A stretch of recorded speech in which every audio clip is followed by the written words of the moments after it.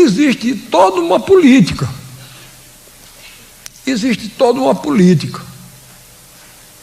E são coisas graves. O que está por trás daí são coisas graves. Políticas. Eu cito 2 casos sempre. Um é o caso da Índia, que foi dominada politicamente e militarmente pela Inglaterra, mas como tinha uma cultura forte, própria, peculiar, singular, deu um caminho político para a Índia se libertar. Quando eu falo a vocês na lavagem cerebral que nós recebemos desde meninos, é porque eu mesmo eu mesmo sofri essa lavagem cerebral. É um filme profundamente significativo. Ele se baseia num poema de Rudyard Kipling, que era o poeta do imperialismo inglês. E a ação se passa na Índia,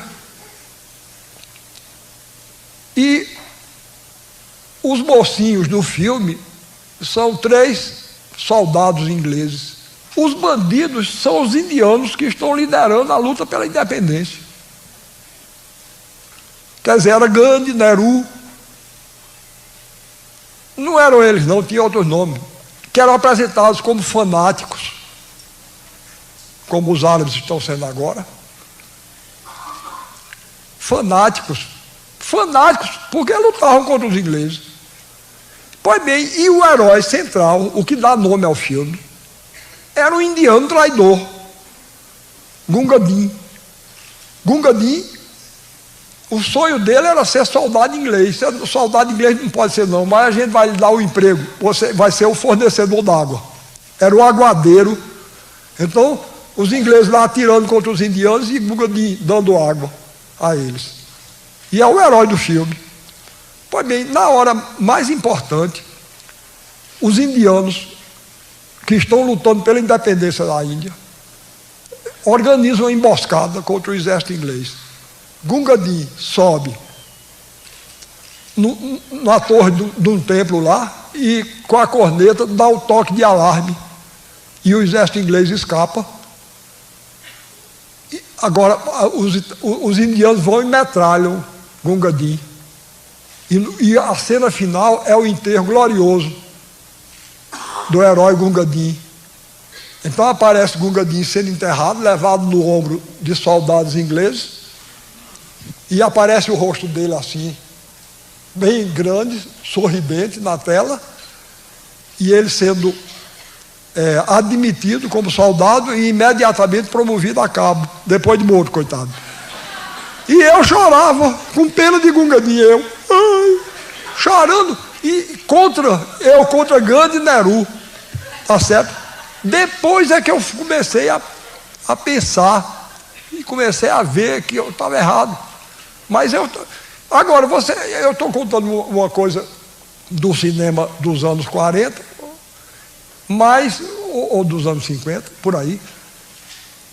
Mas mais recentemente, a gente tem a versão moderna de Gunga Din, Indiana Jones.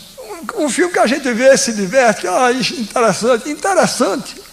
Começa logo, a primeira cena, ele saqueando o patrimônio arqueológico de um país sul-americano.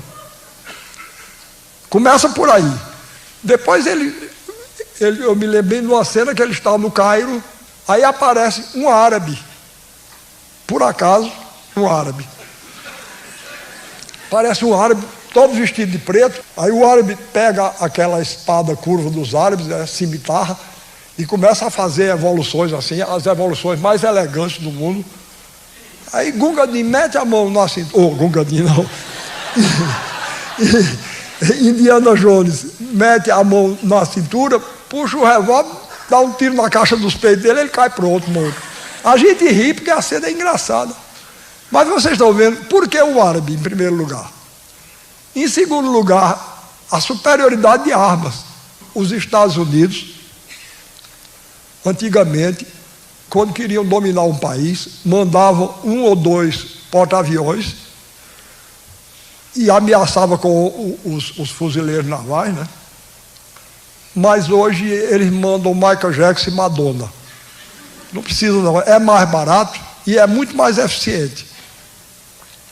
Porque quando a gente começar a achar que tudo isso é natural, quando a gente começar a achar que a música de Elvis Presley tem o mesmo valor da música de Debussy, aí a dominação é facílima. Tá certo? Porque a gente já se entregou interiormente. Alguém tem que radicalizar. E eu radicalizo. Porque estão radicalizando demais para o lado de cá. Eu então radicalizo para esse outro lado, para ver se a gente chega no meio termo decente, pelo menos. No Nordeste tem uma história que eu não sei se vocês conhecem por aqui. Diz que uma mãe entusiasmada, né? No dia da parada de 7 de setembro, ela tinha um filho soldado. De repente ela começou a olhar a parada lá e ela disse: que coisa curiosa, todo mundo de passo errado e meu filho de passo certo. Todo mundo de passo errado. Pois bem, eu me sentia nessa posição incômoda. Houve um tempo que eu dizia, de hora que eu dizia: meu Deus, eu estou ficando paranoico. E é possível, só eu esteja vendo o perigo dessa coisa. Para minha alegria, estou vendo agora, e foi por isso que eu vim aqui. Eu não gosto de viajar, mas eu vim por isso. Eu digo, bom, se estão querendo ajudar na defesa da cultura brasileira, eu vou lá, eu topo. Marluce me mandou um documento de um sociólogo italiano, Domenico Di Masi, afirma textualmente: se de fato o uso dos exércitos comporta altos custos, olha aquilo que eu estava dizendo, dos porta-aviões, e considerável dificuldade prática, é sempre mais eficiente a colonização cultural por meio dos grandes aparatos da informação e do entretenimento, que mantêm quietos os governados e orientam o consumo. O caminho para a gente enfrentar essa invasão solerte que a gente sofre é a cultura local. Isso é fundamental. Isso foi o que eu sustentei desde muito novo. Machado de Assis dizia que no Brasil existiam 2 países: o país oficial e o país real. E ele dizia: o país real é bom, revela os melhores instintos, mas o país oficial é caricato e grotesco.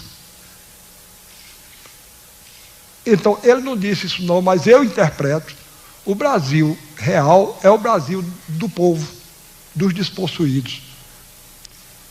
O Brasil oficial é o Brasil dominado pelo mercado e pelo consumo. Então, se ele nascesse hoje, Machado de Assis, ele veria que a distinção continua e o país oficial está pior, mais caricato e mais grotesco que no tempo dele. Só mudou porque a gente queria ser francês no século XIX e atualmente a gente quer ser caricatamente, grotescamente americano.